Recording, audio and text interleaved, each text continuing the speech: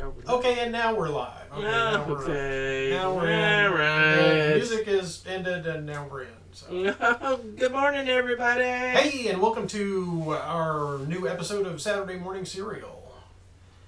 You guys probably can't hear me at all because I forgot to get my microphone. Okay, let me get my microphone. Okay. There we go. Okay, Nobody can hear us. Yeah. Okay, now you can hear me. Hey. Okay. Can you hear me now? Yes. I feel like a phone commercial. Yeah. Yeah, that's a lot better. It's like. Okay. Good morning, everybody. Hey, and it's Saturday Morning Cereal. So hopefully you guys are out having your Saturday morning cereal. Since we've got it spelled with a C, cereal. It's it's kind of a play on the cereals from the 30s. You know, since I'm a fan I think they get it. Fat Flash Gordon and stuff. Yeah. Yeah, I think they. Really? Is it that obvious? Is it that on the nose? Is that what I did? Okay. Yeah. So we're in. Wow, real people. So it looks like we've got James and Heather in with us this morning. Hey, so good morning, you two. That's awesome. And there's probably other people out there lurking on Twitch land that have not popped into the chat. So they're lurking. They're lurking. They're like gene stealers. Okay, lurking. well, there's I blips. love gene stealers and There's aliens. there's and blips on the horizon. Oh right. yeah. Well, that's a big freaking signal. Yeah. Well, yeah, that would be cool if it was a big signal, but yeah. Well, right. I can dream, can I? Yeah. Yeah. Okay. Well, good morning to all of y'all too. Yes. Our silent participants. Yes. We appreciate you guys jumping in with us this morning. And this is our Bombshell Miniatures premiere news show that we put out each week to talk about stuff that's going on here at the Bomb Shop Factory and what we've been working on and all that sort of thing. We've got Vicky over at the painting desk. Oh, as a matter of fact, I forgot. And I wrote Vicky on the top of her Optivisor so we can tell which one's which. Hey. And so we can see that it's actually. Or do you? Yeah. Maybe Pat's wearing Vicky's Optivisor. You don't know. That has happened, actually. So, and what's weird about it is that it's a different shape. So, like when I put it on, I know it's like that's not my Optivisor. Yeah. Whose Optivisor is this? Yeah. So, but anyway, yeah. So we got a lot of stuff around the property done this week. In addition to the stuff that we were working on here at the shop. Because we got the ceiling fan installed last weekend in the bedroom area. Yay, ceiling fan! And that's been sitting there for over a year. Yep, and it works. So we tested it, and it's the lighting and everything, and so it's fine. I should have put a picture of it on there, but I don't have a picture. I do, but I don't know how long it'd take you to take off my phone. Well, yeah, I would have had to have done it, but well, never mind. We'll miss out on seeing the ceiling fan. But we'll show them next week. That's going to ruin your day now. Right? It's like, oh, how fascinating! Like, oh no, I didn't get to see Pat and Vicky's ceiling fan. Oh, a ceiling fan! Oh my gosh, Saturday is destroyed. I can't live now without the ceiling fan. Well, I don't know. I mean, it's like the further that it gets along. In summer here, it's like you might not be able to live without ceiling fan because it's already like 100 degrees. It's going to be awfully hot. I mean, we may live. It's just going to be hot. Here's the thing that went through my mind this morning. It's like, well, I turned on the sink, and I was like, okay, well, this is how you can tell. I turn on the faucet, and it's like this is how you can tell that it's getting to be summer in Texas. Is that when you turn the cold tap on? Yeah, the water that's coming out of the cold tap is warm. Cold tap water is that's not cold. Right. It's warm. So you gotta let it run for a little bit, and then it's like, okay, and well, now it just gets warmer. Right. I mean, the longer it seems to be like the initial water is cool, and it's like, well, if you miss that first 2 or 3 seconds of water, and it's like, well, you just kind of got warm water, and that's what you got to deal with. Right. So. Yeah, Heather says she's grateful for her ceiling fans right now. Yeah. See, they're great. People, they really do help. They make a difference. You don't have to run your air conditioner as low, and, it still keeps you cool because it's moving the air around. And I like the little thrumming sound it makes. it's kind of comforting. Yeah, it's got kind of this background thing. It's kind of soothing. It's kind of like listening to a little, brook babble in the background, and it's like, oh, okay. Well, it's that in the pit fountain. Yeah. So it's like we've got the pit fountain, and you can. So the problem with that is well, I mean, maybe it's not a problem. It's like then you Or got to go fill it up because it makes this rattling kind of a sound whenever the fountain can kind of get annoying sounding, but the dryer, it kind of makes that little, Yeah. But anyway, is this what we were supposed to be talking about? No, not really. Okay. But it's kind of filler for folks that are kind of joining late and everything, and it's like you guys can if you want to catch up on our chit chat, then so this is like the pre-game conversation. This is the pre-game conversation. The it's stuff like, that drives me crazy. It's like, right. I'm one of those people. Yes. Well, it's like I'm ready to game when we game. Right. It's like everybody wants to chit chat. You want to start 15, 20 minutes. Blah blah blah. It's like. Where we were the last time the characters got together is like, this horrible stuff was going on and we got to fix it and let's get on it. Last week on the D&D campaign. Yeah. And then you've got like a recap. It's kind of like the cliffhangers on TV shows. It's right. like, well, hey, we got to fix stuff. But the thing about that is it's like when we were playing D&D, it seemed like, okay, well, when it starts out, there's kind of like some little chit chat, and then it's like 5 or 10 minutes or whatever, and then you start playing, and then it's like the further along that you go in the campaign, the longer that gets, and like the shorter the sessions get. So it kind of devolves. It's sort of the balance shifts to another way. Let's see, Vicky's just anxious to announce victory. Been there? Who said that, James? Yes. Oh man, yeah. James has suffered at my hands quite a bit of time. Well, not necessarily James, but I think it was his dark elves or whatever that felt the brunt of the. So he had to listen to my horrible taunting songs. Man, I was just rolling, successes on taunts, right and left. Yeah, we all James, have been there. That's not just sorry. James. That's everybody. Yeah, that's true. So, you think that's connected to why people won't play with me? Probably, yeah. That's probably why that Warhammer stuff's still packed up. But anyway, so. I guess I'll have to watch that. I thought they were funny. Yeah. Right.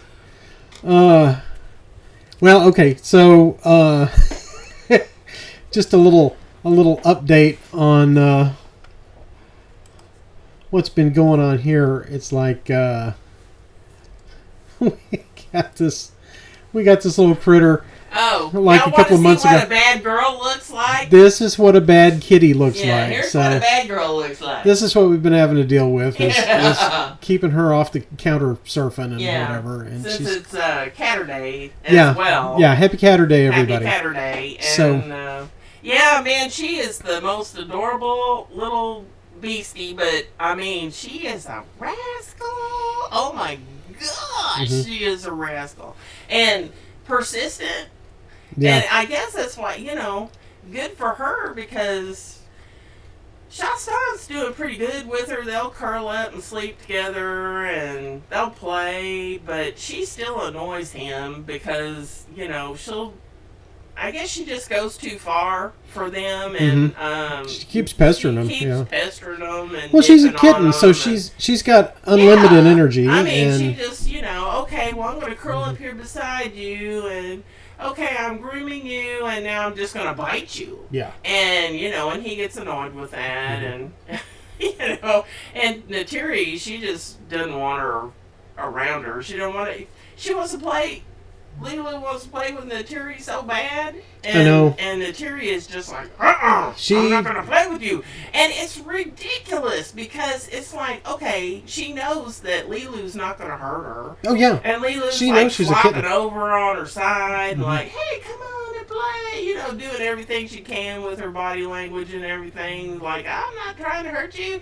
And Natiri is so silly because, like, if she doesn't know you're there, and you come over, or you're sitting there and she's not watching you, she's watching that girl, and then she's looking off into space, whatever she's doing, and you touch her, she's like, right. Oh, it's you. Okay. Oh, it's you, yeah. She's done that to me a couple of times. Yeah, and it's like, it's not Lilu. Right. So, okay, well, that's cool then. Right. And it's like, oh, please, why is it not cool just because it's Lilu?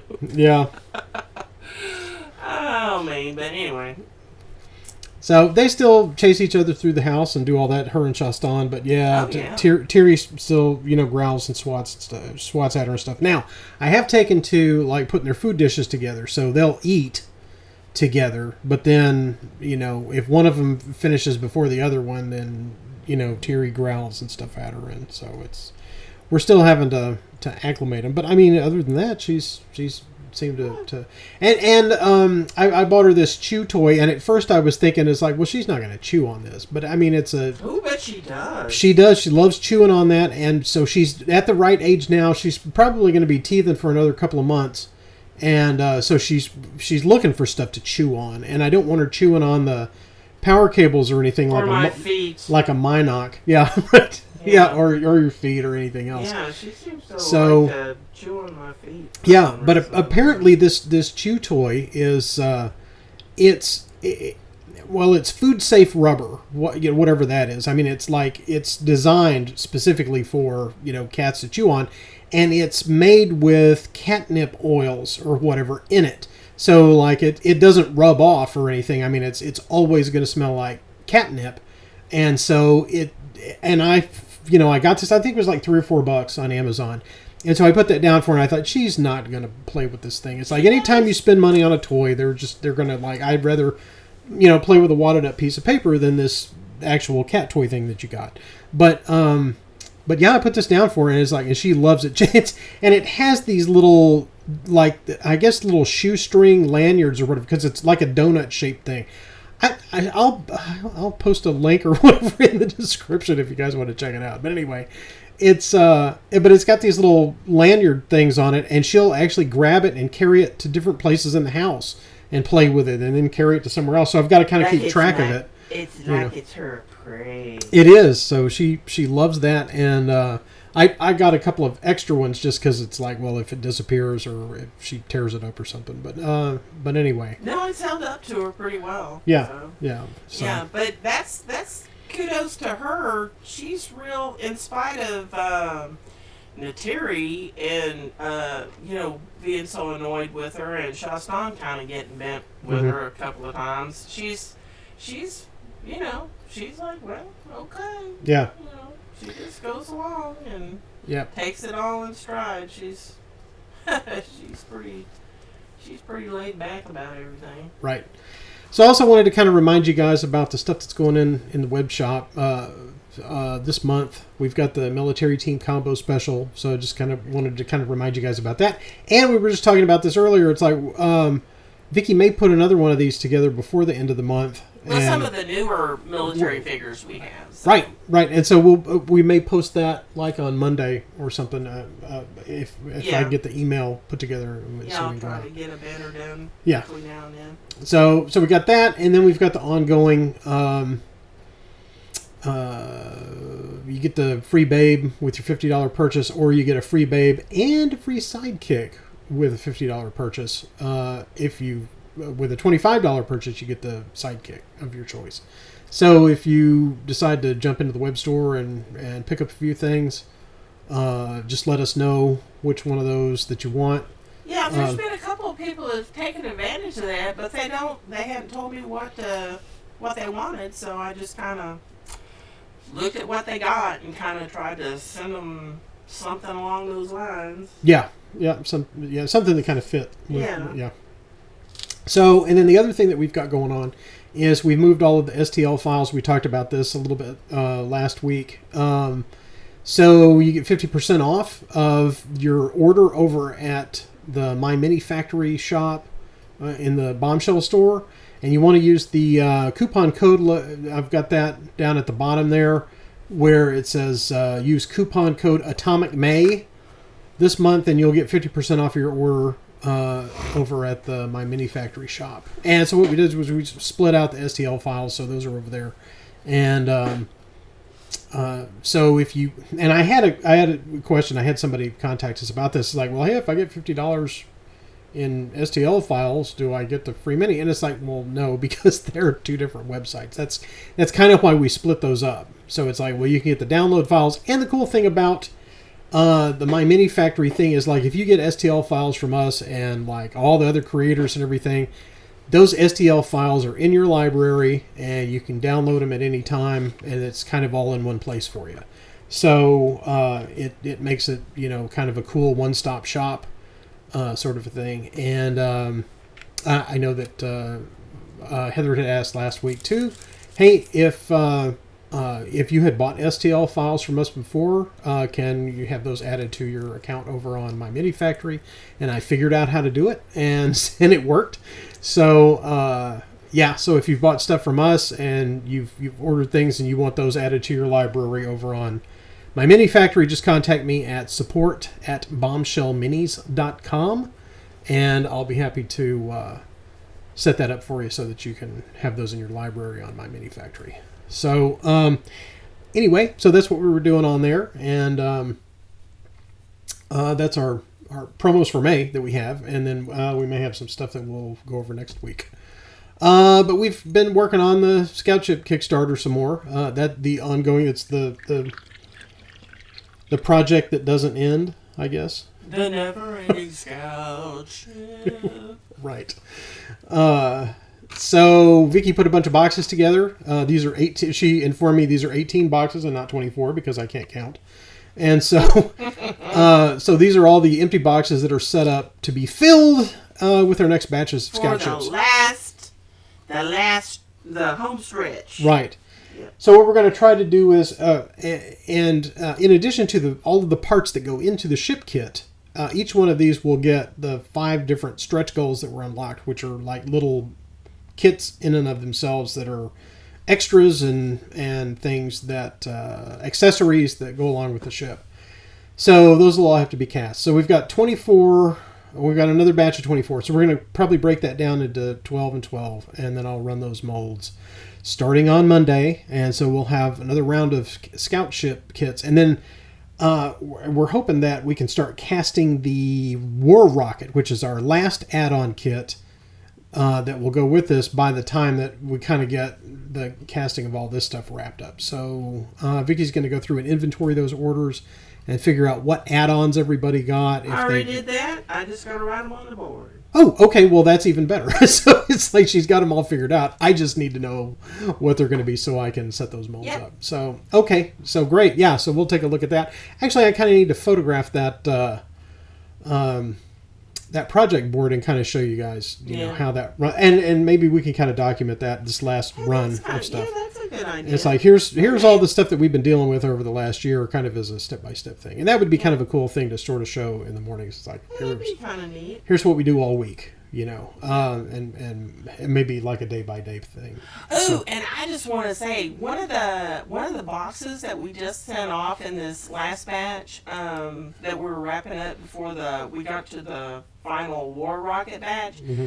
One of those boxes, and I mean, several of the boxes are pretty, you know, heavy, but one box was 20 pounds. Yeah, 20, and that's resin.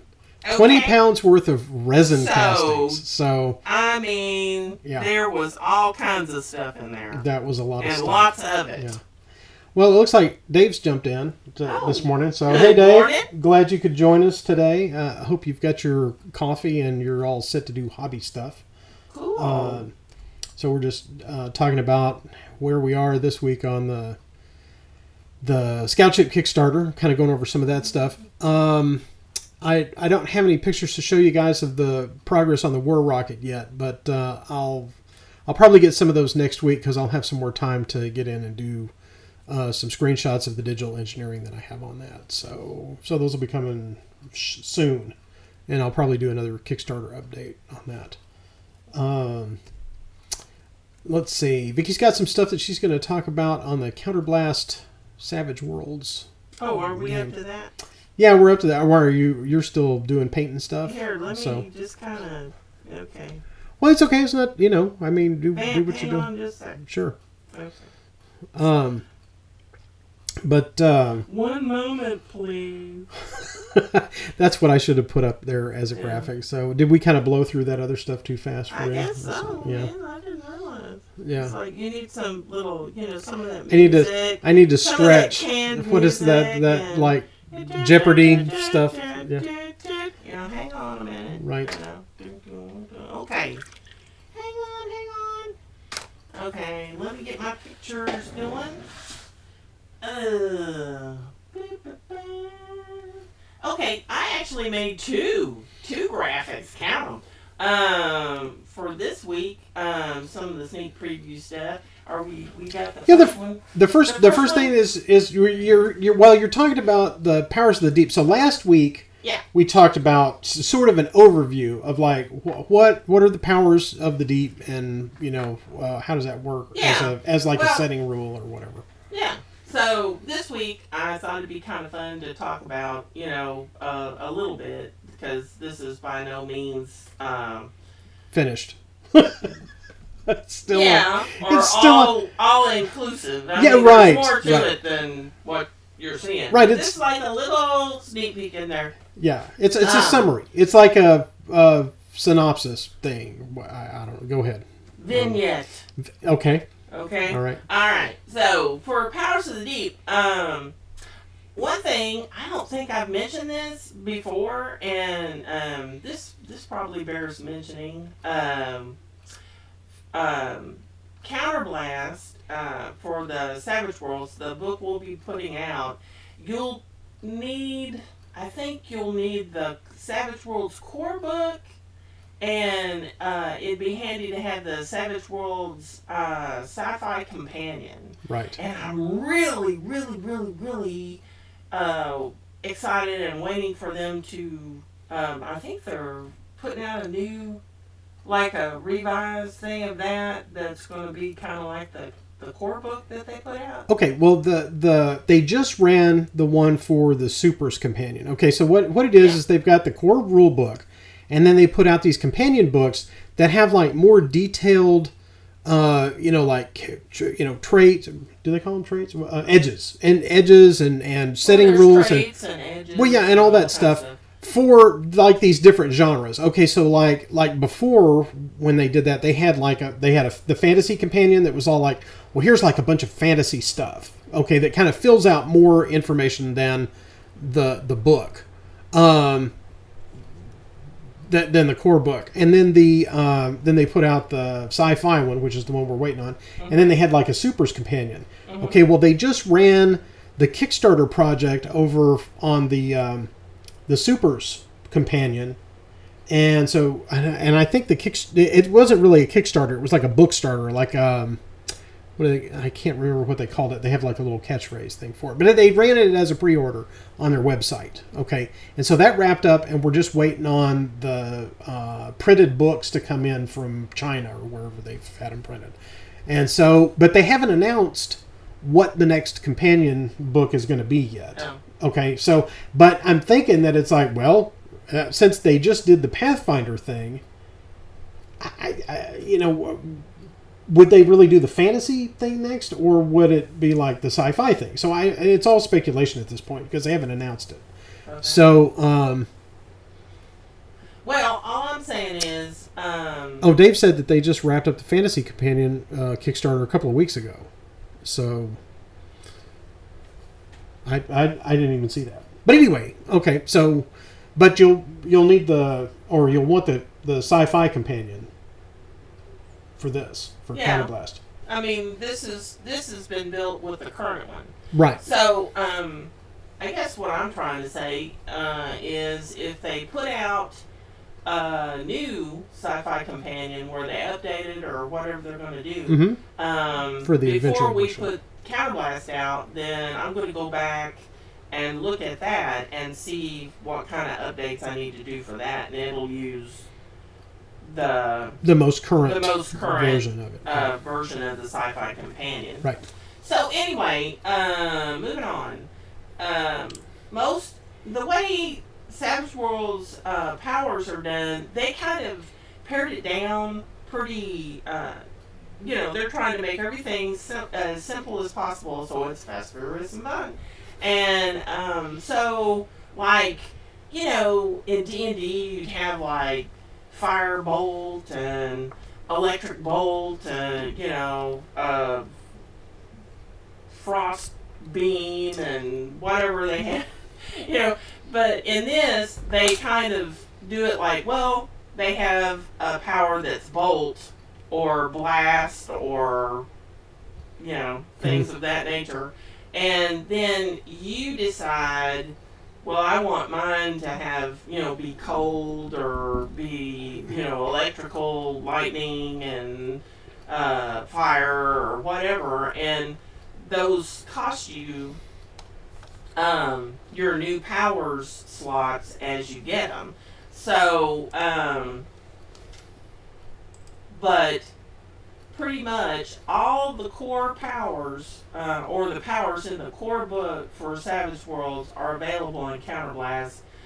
There may be one or two that aren't, but most of them are. And some species, though, will have taboos on using certain powers. Like, for example, the Shrenard don't like, they think it's wrong, like, to use a power that intrudes in someone's mind. I think that too. Yeah. So they're very against that. They think that that's like, well, if you use that kind of power, you're being kind of naughty. So anyway, but one thing about the teleport power is it works, for the most part, it works exactly like it does in the core book, except on a critical failure, the caster is lost in the deep. On critical failures for most Savage Worlds core powers, you incur backlash and certain bad things happen to you. But this is specifically the caster is lost in the deep, and there is. I have like a handful, I don't know exactly how many. I think there's like 5 or 6 new powers that I've come up with for Counterblast. And it may be, by the time we go to publishing, it may be less, it may be more. But there is a power that you can actually recover people from the deep that have been lost. There's certain interesting things that happen with that. So, we won't be talking about that today, but, oops, what did I do? I goofed up my picture. Okay, but the one I have an example today is deep gravity. And, okay, so this is like one of the powers of the deep. Yeah, this is one of the powers of the deep. Okay. That's specific, that I made for Counterblast. And it's like you have to be a veteran rank or higher to learn this power. It costs 3 power points to use, just as the basic power. And the range is the caster's smarts, which, like, if they have a D6, it's 6 inches or 12 yards. D12, it's 12 inches or 24 yards, so on and so forth. The duration is 5 rounds, and what it does is this ability creates an area with an altered gravitational effect. So on a success, the caster places a medium blast template within their range, and this area contains one gravitational effect of the caster's choice, which could include normal gravity, low gravity, heavy gravity, super heavy gravity, or zero gravity. And that's part of the reason you need Sci-Fi Companion, because that's where you'll find out what those effects are. And it's listed in there. And on a raise, the caster gets to place a second medium blast template wherever they want. And excuse me, you can modify this by using an extra PowerPoint. You can you can use a large blast template instead of a medium. And for if you're familiar with Savage Worlds, medium blast template is pretty okay size, and a large blast template is pretty big. I think they're like 6 inches across or 8 inches across, something like that. It's pretty big. But anyway, so there's an example of one of the powers we've come up with. And then another thing that I thought I'd talk to y'all about today is mad scientists. Because one of the differences about Counterblast, the way the core rules does powers, is I think in one of the earlier episodes we were talking about powers in Savage Worlds, and from the core book they have it set up where you have all these different arcane backgrounds, and you pick which arcane background is most suited to the kind of powers you want to use for your character. Well, in Counterblast there aren't a bunch of arcane backgrounds to pick from. There's only the one where you connect with the deep. Well, one of the arcane backgrounds for Savage Worlds had to do with weird science, but really all the shows that I'm thinking of, like, okay, Dr. Frankenstein, Dr. Jekyll, I grew up with Johnny Quest, so there was like Dr. Zen, and I think there were like several other episodes where they encountered these scientist guys that were like, there was like the guy, the scientist guy in Tarantula. He like makes the giant tarantula that Clint Eastwood like flies over and napalms at the end and everything. So I mean, so that's kind of where I wanted to go with mad scientists. It's not really that it's magic. It's science. It's stuff they're doing. Like Thomas Dolby says, it's science. Yeah. So I mean, so they're mad scientists are those. In pulp sci-fi, to me, are those people that are daring, or perhaps, a little bit out there, treading the precarious regions of scientific possibilities and either accomplish something that most, all of them accomplish things most people would find horrific. And that's one of the things further down here if you read along with me. So, requirements, and I checked this out so you can do it. You can, hey, I want to make a mad scientist character. Well, you can from novice, and because mad scientists have to be either a PC wild card or a wild card NPC. So this is going to be.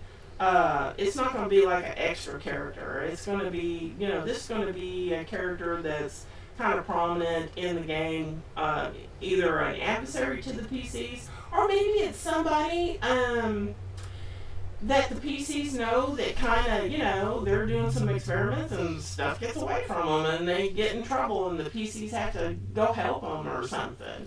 But anyway, so they've got a lot of requirements because it's not easy being a mad scientist. You have to have academics, electronics, occult, repair, research, science, all D6s. And so this character is seeking out things that most people, you're not meant to know that, and they can conduct experiments to produce various creations, and these creations can take the form of an elemental or biological creature. Mm-hmm. One example is like I can't remember his name. That's bad on me.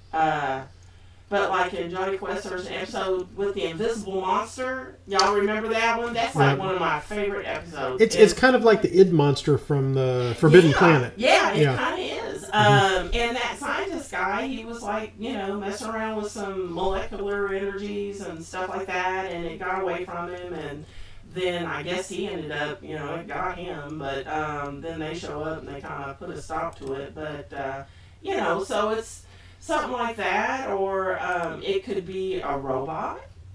Or it could be like a mechanical cyborg device, not a robot. Like, also Johnny Quest example, the big spider spy thing, Dr. Zen created and stuff. Or could be serums like Dr. Jekyll, Mr. Hyde. So, things like that. So, regardless of any other attributes a creation may have, all are considered dangerous or horrific by the average citizen and will cause fear to a certain extent. So there may be pluses or minuses on your fear roll based on, there's going to be like tables or something where you can roll to determine what your creation ends up being or having.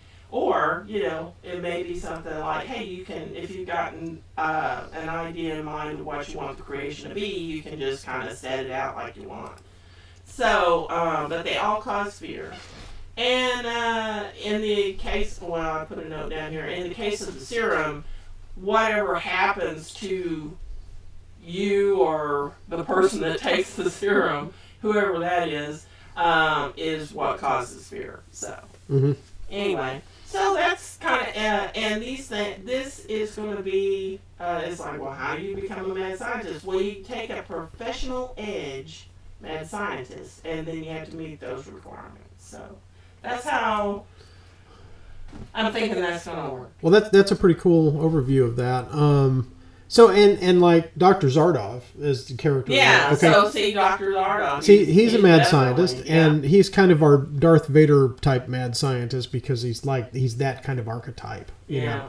But he's got his little henchmen or henchbots, first one and second one.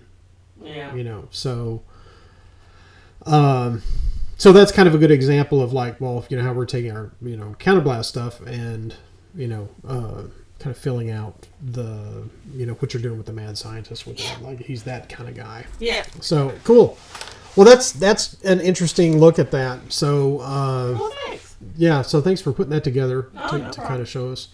And I guess you'll probably have some more stuff for next week that's, something else. Oh, sure. Yeah. So that's pretty cool. And, yeah, and Dave was reminding us that the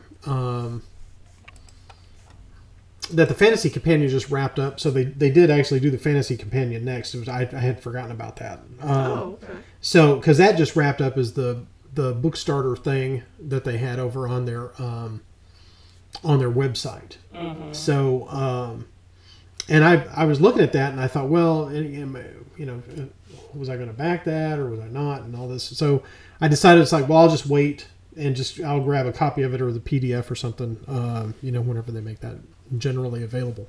Because I'm not planning on running any fantasy games or anything anytime soon, but I like having some of that stuff in the library just, for reference and stuff, because you never know. Right. And then when you get ready to play, you've got it. Mm-hmm. See?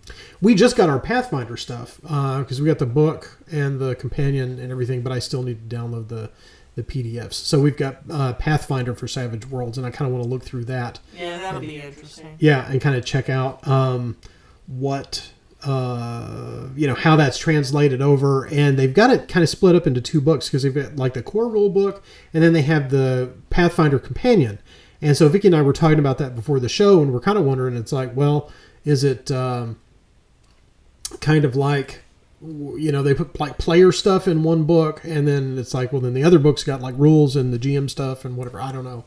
So I kind of want to look at that and see what kind of material they have in the companions. What's kind of interesting is if you're familiar with some of the other Savage World stuff, there's, what is it, the Last Parsec. For example, the Last Parsec.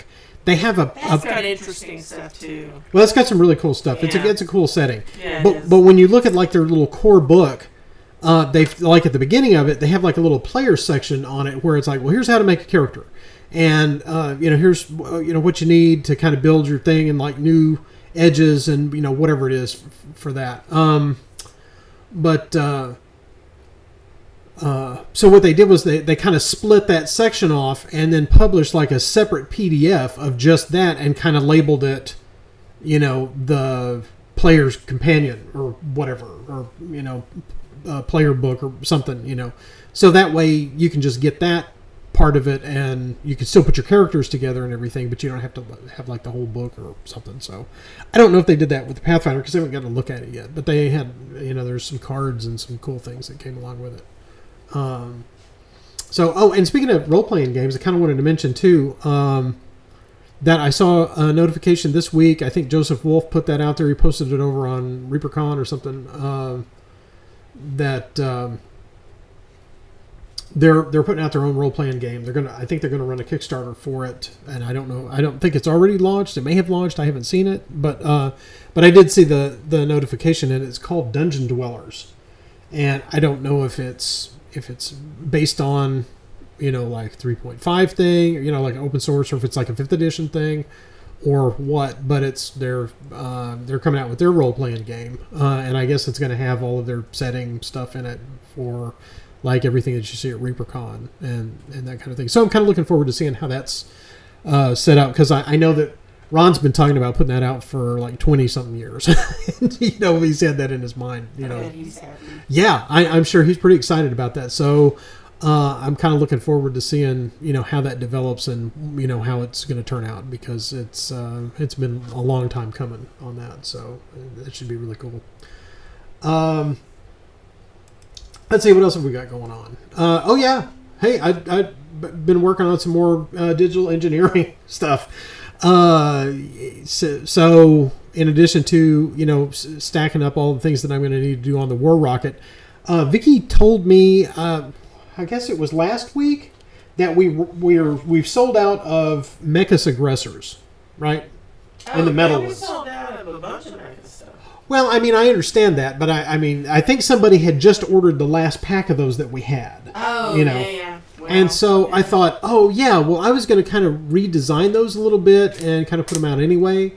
So, because, they were in metal and we kind of want to put them out in resin. So they'd be a lot lighter. It'd be a lot. Well, yeah, and their flight posts will be different because we can put them on the Litco bases. And there was just some tweaks that I kind of wanted to do to them. So anyway, here's a picture of the render of the new Mekkus aggressor, and so he's got the single lens that kind of goes like how I did the new artificer, and so I kind of took that and so I sprued all of that stuff up and printed them out, and these are the prints. So still need to kind of clean those and get those ready to put on mold, so that way we can put out. You'll get 3 of them in a pack, and they'll all have gamma blasters or whatever, gamma disruptors. That's what they like. Because they like gamma disruptors. Yeah, so they'll be packaged with those. And they kind of look like the drones or whatever from Oblivion a little bit. They kind of have that spherical thing with the guns on the side. So anyway, so we printed those out. Really happy with how the prints came out. Still need to do a little bit of cleaning and stuff on them. They've got some supports and stuff that need to be cleared off. But so we'll probably put those molds together, I guess in the coming week or so. We can get those done, and then we can get those back in the web store.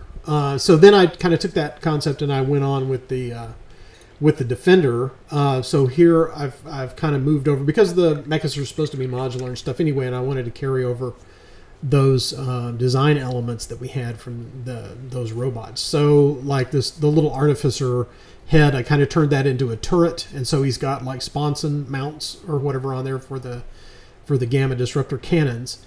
And this is a work in progress, so I'm just kind of blocking out kind of what I wanted to do with the chassis. And so that'll probably have plating and some other little modeling greeblies and stuff on there that'll make him look appropriately robotic. But the top of the turret comes up to about 35 millimeters or so, so it's just about the size of like a regular human size model. But It should fit on a 50 millimeter base, and we're kind of I'm trying to decide whether I want to include a 50 millimeter base in there with that, or if that's something that you could optionally put them on there or what. So we may put those in there, but they may just sit.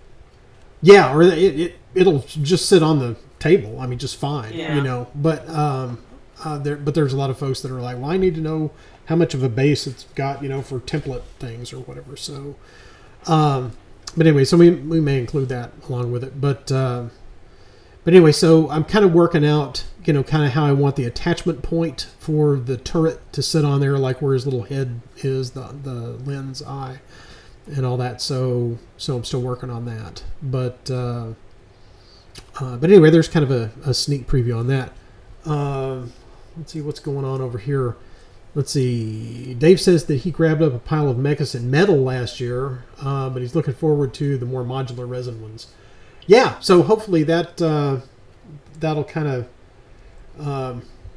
update that stuff, because let's see, what have we got done in resin so far? We've got the Artificer, we've got Brain Drones and Harvesters. Yeah. Right? Yeah. And then so we'll put the Aggressors out, and then we'll do these Defenders. And then we need to do Cybots. Oh, okay, right. Yeah. We'll do some Cybots. We'll do a little pack of Cybots, and then I kind of want to get the big, like the CCU. The CCU done, because that is a big chunk of metal. Well, Artificer is kind of. We need to do like maybe a smaller, a salvager unit.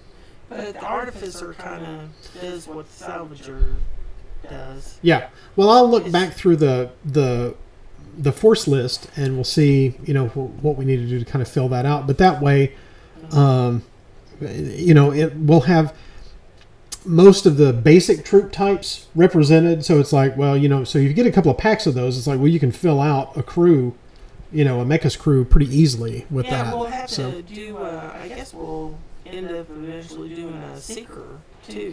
Yeah, I've got the Seeker. Dave says he's just an old school metalhead because he's got the CCU in metal. Yeah. Oh my gosh, that thing's dangerous. It could. Yeah. Oh, that thing is heavy. Yep. Woo! It's big. It's heavy. Well, when we had that mastered from Valiant. They sent me a resin copy because I had it 3D printed through Vision Proto, the original version of it, and so I sent those parts off to Valiant, and they made resin masters, and then they sent me resin masters for approval, and I was looking at that and thinking, wow, that looks so cool in resin. So I'm and this was back in the day. This is like 2014 when we had those. Yeah, that was. A while back. So I kind of want to do that. I've got a couple of other designs in mind for the Central Command units for the Mekkus that we may also put out a little bit down the line too. But at least we've got this one design that's kind of the little hemisphere, the dome thing with the guns and stuff on it. Yeah. So so that'll be easier to kind of put out in resin. I know it'll be less expensive to produce, and so we may look at what the pricing is on that depending on how many parts there are. But since I'm doing this Defender, I'm going to go ahead and we'll have new resin sprues of the gamma disruptor cannons that go on that, so we'll have those for the other Mekkus as well, and all of this stuff. I tried to make sure that the pegs and the connection points for the weapons and everything are still the same as on the original metal Mekkus. So even if you've got metal stuff and you want to switch out some of the weapons and things when we put those packs of weapons in the web store, you can get those and they'll still fit your older metal models. So it's all kind of compatible. The thing about those aggressors is that the connection point for the base to fit those Litco posts, those are like 3 millimeters. And so, that's Lilo again. So So we've got those clear flight posts and stuff for those this time. So that requires a 3mm hole in the bottom of that to mount that. And so it's different kind of from the other aggressors where you kind of had to drill, like your own post, depending on, if you wanted to use the little flight post that came with the metal ones or not, and that kind of thing. Or if you want to use those GW clear plastic type of flight stands. So, but this would work just as well, because I think the openings on these are a little bit bigger. So if you have those GW style clear plastic flight stands already, you can actually put these Mekkus models, these aggressors, on that. You just stick a little putty in that, and then just stick them onto the post. And like if you don't want them permanently on there, you can put a little water on that, and the putty will form to the shape of the post, and it'll kind of fill that in. Then you can just pop it off of there, and you can it'd be removable. Like, so if you want to take the posts off or the stands off, in order to pack them up or carry them or that sort of thing, it's it's easier to do it that way. So the putty would fill in that opening. But anyway, so there's a little bit of hobby suggestion for you on that. Is anybody out there in Twitch land doing any hobby stuff today? Or are you guys working on any projects or anything? You guys want to pop up in the chat? Let us know what you got going on. Vicky and I have got more house stuff that we're going to be doing this afternoon. So got another fan to put up. We've got another ceiling fan to put up at the house. There's that, and there's like a cabinet. I was going to try to put that cabinet together this weekend. Yeah. The cabinet. I bought a cabinet like a year ago, and it's been sitting back there. So Heather is still painting on her Kai model. So I am so looking forward to seeing that. Yeah. I can't wait. Brandon's got some priming session for his Infinity stuff, so cool. That's cool.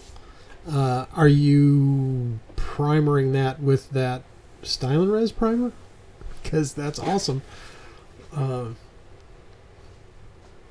Let's see, we've got hobby stuff stacking up over here. I got a lot of stuff I need to do. Yeah. Heather says it's going to be a while, so she's. Which is fine. I mean, take your time and and make it cool. Don't rush it. Yeah. You don't want to just power through that. But let's see. Some of the new models, like the Defender, some pockets instead of pegs, make space for magnets and quick weapon swaps. Yeah, actually, the pegs and the openings on those Mekkus weapons are like 3mm. So if you have 3mm magnets, you can just lop those off, glue the magnet on there, and then put that on the. So they're already kind of designed that way with that in mind. It's set up for magnetizing. Style & Res green and beige. Oh yeah, cool. I think I've got the Style & Res olive drab that I was going to paint one of the scout ship kits as like a B-17 bomber. So I was going to do it in like the olive drab on the top and then the gray underside, and then Vicky was talking about painting a little. I hit the mic. Vicky was talking about painting a little bit of nose art on it. Yeah. So we're kind of come up with a cool design. Nose art, man. Maybe like an Alani and Alani pinup babe in a swimsuit or something. I mean, who knows what? We'll come up with something. But yeah, as far as hobby stuff goes around here, the only thing I've been doing lately is like cleaning prints and patching stuff. So, I may try to get a little bit of that stuff done this weekend. Huh? Oh, I was just patching. Yeah, I keep those minis patched. So, yeah, that's crazy. Yeah. That's all the stuff. But, let's see, did I hit the thing? Yeah. Okay. All right, yeah. I gotta watch hitting those buttons, man. Yeah. Did you hit the wrong button? No. Oh. No. Okay. Well, that's good. Yeah. No, it's still running. Okay. So, okay, well, cool. I guess we're coming up on our 1 hour mark. So, was there anything else that we needed to kind of talk about before we head out and start working on our Saturday stuff? and let y'all get to your Saturdays. Mm-hmm. Oh, Dave says, magnets seem to be my hobby lately. Figures and movement trays for Song of Ice and Fire. Different ones for Zombicide. Black Plague. Yeah, magnets for days. Yeah. Oh, wow. I can imagine that. Yeah. Man, I was looking at that Game of Thrones game, and out of all the factions that they had, I think the one that, like, if I was going to pick one to put together, it would have to be the Wildlings. Because the way that they're sculpted, they've got like these little fur cloaks and some other things on, and like bone, I guess, tribal looking type of stuff. They're not exactly the way that they are in the HBO show. They're a little bit different, but I really like the aesthetics of that. Favorite cereal? Oh man. Okay, it used to be Fruity Pebbles when I was a kid. Okay, I love Fruity Pebbles, and then I went to Captain Crunchberry. Tricks for me. Okay. Yeah, tricks are for kids. That's right. I'm just a great big kid. I got a story about that, but I'm not going to tell that on here. Don't, please. It's this long, drawn-out joke. Yeah, don't. But anyway, but nowadays my favorite cereal is shredded wheat. Frosted Mini Wheats. Yeah. Okay, I don't know what it is. I love Frosted Mini Wheats, but I like to put them in the bowl and let them soak for a little bit. I don't know if that's wrong or what, but once they get a little soft, it's like they taste better, or they're not like as dry and crunchy as like a Triscuit kind of thing, but they're essentially a Triscuit. They're just, frosted with sugar instead of with like, rosemary and roasted basil, or what is it? Fire roasted tomato. Yeah. Fire roasted tomato. Fire roasted tomato. Those are my favorite Triscuits. Those are good. Yeah. So, but yeah, for me, it's got to be the Frosted Mini Wheats. But now, okay. So you were saying that Trix was your favorite cereal, though. Yeah. Yeah, I mean, if I could buy any cereal I wanted to get, I think I'd get Trix. It's going to be that one. Yeah, why? Okay. What did you think? No, I was thinking it was that Honey Nut Cheerio stuff. No. Oh, okay. No. But you had gotten that. And, yeah. Okay. Oh, hey, and you've made that Chex Mix stuff. Yeah. Well, that's got cereal in it. Yeah, but I mean, what makes that good is all the bad stuff you put in it. Butter, brown sugar, and spices. Well, spices aren't bad, but yeah. It's like, or if you do the savory kind, it's still got all the butter and stuff in there. Mm-hmm. It's salty. See, James is a fan of the Honey Nut Cheerios. Yeah. Yeah. I'm not saying it's bad. It's just if I could get any cereal I wanted to have, any cereal I want, I'd get Trix. It's going to be that. Okay. Yeah. All right. So. I like Trix. Okay. Well, all right. Well, we're going to let you guys get back to your hobby stuff, and we're going to head out and do our stuff for Saturday today. And thanks for spending some time with us. Yes, we certainly do appreciate you guys for coming and hanging out with us this morning. Yeah, cinnamon Quaker oat squares even for a dry snack. Oh yeah, yeah. Honey Nut Cheerios are good dry. I've had those, just to munch on too. Oh yeah, cinnamon oats. Yeah. Right. Those cinnamon crunch squares. Yeah, I bet those are good. Right. Yep.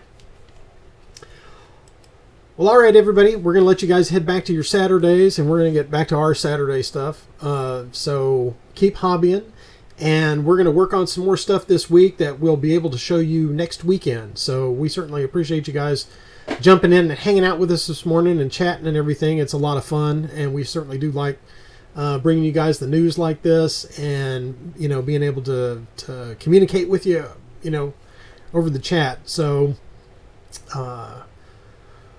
We're going to go do our stuff, and we'll let you get back to it, and we will see you guys on the next episode of Saturday Morning Cereal. Thanks, guys. Y'all take care. We appreciate it. Thanks.